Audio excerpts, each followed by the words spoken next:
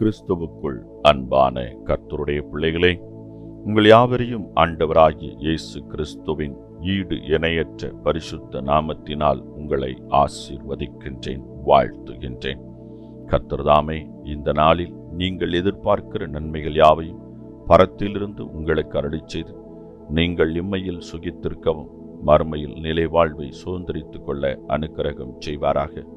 தினம் ஒரு மிஷனரி என்கின்ற தலைப்பில் இந்த நாளிலே நாம் பார்க்க இருக்க மிஷனருடைய பெயர் ஃப்ளோவியஸ் யோசிபாஸ். இவருடைய காலம் கிறிஸ்துவுக்கு பின் 37 முதல் 100 வரை. இவருடைய நாடு எருசலேம், இவருடைய தரிசன பூமி எருசலேம். இப்போதெல்லாம் தற்கொலை முயற்சிகள் பற்றிய செய்திகளை அதிகமாக செய்தித்தாள்களில் நாம் பார்க்க முடிகின்றது. ஏன் பலர் தற்கொலை முயற்சியில் இறங்குகிறார்கள்? பிரச்சனைகளும் வேதனைகளும் ஏற்படும் போது தற்கொலைதான் தீர்வு என்று எண்ணுதல் மாபெரும் தவறு. வாழ்ந்து காட்ட அழைக்கப்படும் நாம் வீழ்ந்து விடுவது சரியாகுமோ? கிறிஸ்துவுக்கு பின் 66 முதல் 70 ஆண்டுகளில் தனிநாடு வேண்டி யூதர்கள் ரோமர்களுக்கு எதிராக போர் தொடுத்தனர். அப்போரில் வெற்றியும் பெற்றனர். இதனை கண்ட நீரோ மன்னன் கொதித்து எழுந்தான். வெஸ்பாசியன் என்னும் படைத்தலைவனை யூதாவுக்கு அனுப்பினான். மிகவும் சீற்றத்துடன் வந்த அவன் யூதர்களின் பட்டணங்களை ஒவ்வொன்றாக அழிக்க ஆரம்பித்தான். யோத்தப்பா என்ற ஒரு பட்டணம். யூதர்களின் எஞ்சிய புரட்சியாளர்கள் இப்பட்டணத்தில்தான் இருந்தார்கள். அவர்கள் அனைவரும் ஒரு முடிவுக்கு வந்தார்கள். ரோமர்கள் கையில் சிக்கி அடிமைகள் ஆவதை விட தற்கொலை செய்வது மேல் என்று கொடூரமான முடிவுக்கு வந்தனர். புரட்சியாளர்களின் கூட்டத்தில் மாட்டிக்கொண்ட யோசிபாஸ் தற்கொலை முடிவை விட்டு விலகுமாறு அப்புரட்சியாளர்களை வேண்டினார். ஆயினும் அவர்கள் இவர் பேச்சை கேட்கவில்லை. தங்கள் முடிவின்படியே தற்கொலை செய்து கொண்டனர். இவர் கிறிஸ்துவுக்கு பின் 67ஆம் ஆண்டு ரோமர்களிடம் சரணடைந்தார். இதனால் கைதியாக பிடிக்கப்பட்டு ரோம் நகருக்கு கொண்டு வரப்பட்டார். கிறிஸ்துவுக்கு பின் 70ஆம் ஆண்டு எருசலேம் தேவாலயத்தின் அழிவை நேரில் கண்ட சாட்சி இவர்.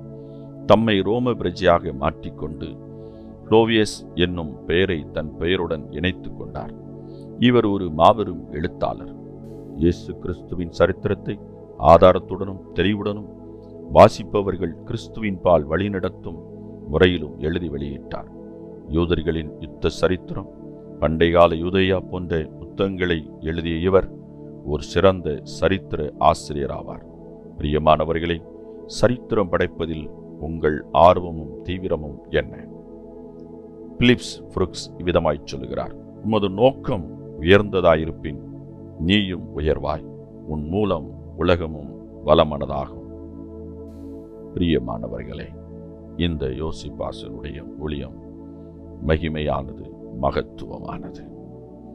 இவர் எழுதிய புத்தகங்கள் வாசிப்பவர்களை கிறிஸ்துவின் பால் உடனடியாக இழுத்துக்கொள்ளும் தன்மையுடையதாக இருந்திருக்கிறது.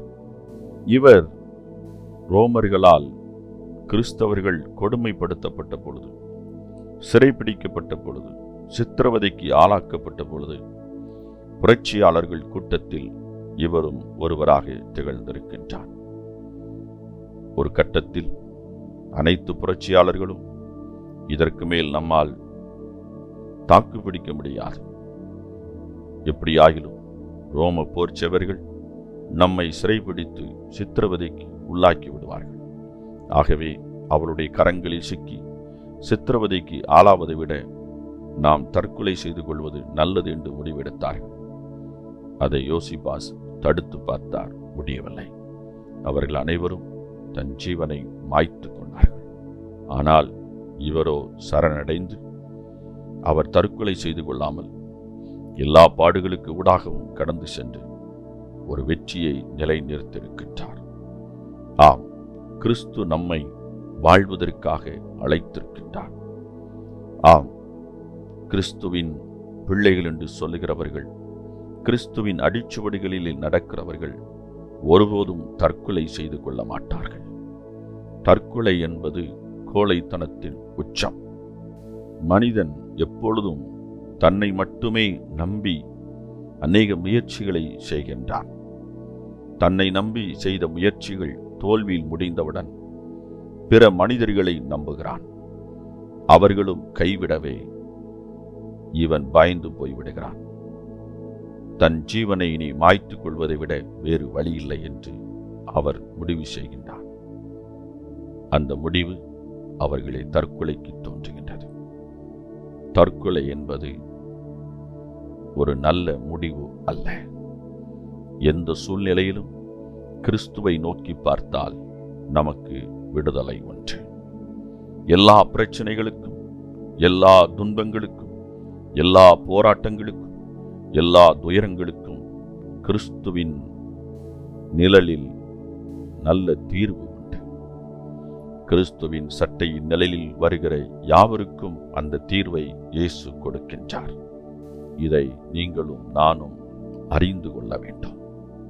பாவம் செய்து அழிந்து போகிற ஆத்துமாவுக்கே அந்த ஆத்துமாவை உயிர்ப்பிக்கும்படியாக இயேசு சிலுவையில் பரிகாரம் செய்து விட்டார். அப்படி இருக்கும் பொழுது இந்த உலகத்தின் போராட்டங்கள், துயரங்கள், வேதனைகள், சஞ்சலங்கள், கஷ்டங்கள், இன்னும் வேறெந்த கொடூரமான காரியங்களா இருக்கலாம், அதிலிருந்து விடுதலை கொடுக்க மாட்டாரா? நிச்சயமாய் கொடுப்பார். தற்கொலை நல்ல முடிவல்ல. அது கிறிஸ்துவின் சிந்தை அல்ல. வாழ அழைக்கப்பட்டிருக்கிறோம்.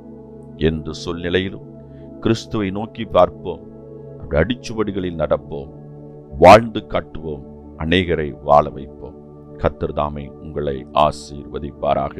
இந்த நாளின் தியானத்துக்குரிய வேத பகுதி லேவியராகமம் 20ஆம் அதிகாரம், சங்கீதம் 119, 129 முதல் 176 முடிய, லூக்கா 3ஆம் அதிகாரம். இந்த வேத பகுதிகளை வாசித்து கர்த்தருடைய ஆசீர்வாதத்தை பெற்றுக் கொள்ளுங்கள். கர்த்தர் தாமே உங்களை ஆசீர்வதிப்பாராக. ஆமென்.